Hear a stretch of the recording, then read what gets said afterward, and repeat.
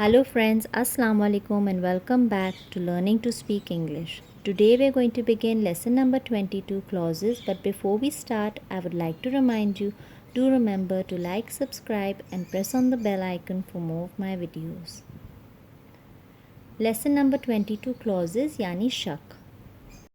A clause is comprised of a group of words which include a subject and a finite verb. एक Claus अल्फाज के एक group पर मुश्तमिल होती है जिसमें एक मज़मून और एक महदूद फ़ेल शामिल होता है. A clause contains only one subject and one verb. एक क्लॉज़ में सिर्फ एक मज़मून और एक फ़ेल होता है. The subject of the clause can be mentioned or hidden, but the verb must be apparent and distinguished.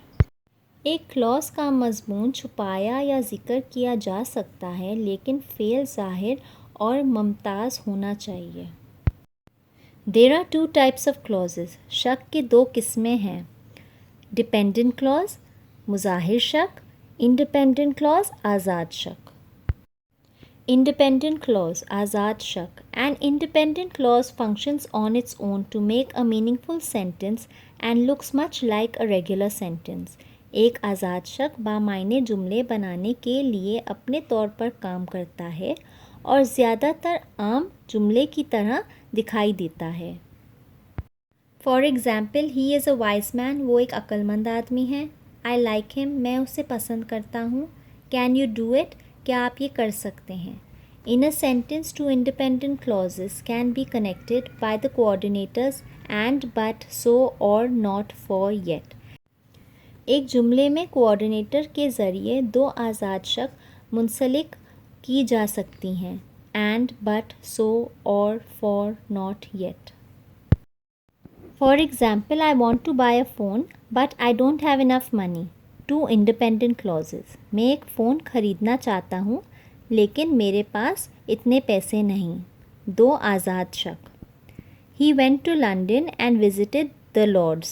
Subject of the second clause is he, so he visited the Lords is an independent clause.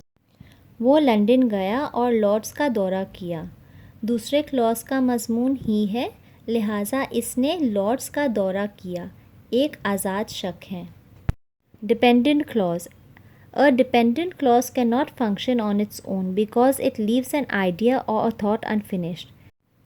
एक मुनाजिर शक अपने तौर पर काम नहीं कर सकता है क्योंकि ये एक ख़याल या सोच को अधूरा छोड़ देता है. It is also called subordinate clause. इसे मातहत शक भी कहा जाता है. Dependent clause helps the independent clause complete the sentence. मुनाजिर शक आज़ाद शकों को जुमला बनाने में मदद करती है. A dependent clause alone cannot form a complete sentence. सिर्फ एक मुनाजिर शक ही मुकम्मल जुमला नहीं बना सकता. Example, I know the man who stole the watch. मैं इस आदमी को जानता हूँ जिसने घड़ी चोरी की. He brought a car which was too expensive. उसने एक गाड़ी खरीदी जो बहुत महंगी थी.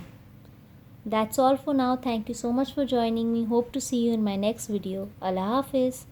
And don't forget to like, subscribe and press on the bell icon for more of my videos. Thank you.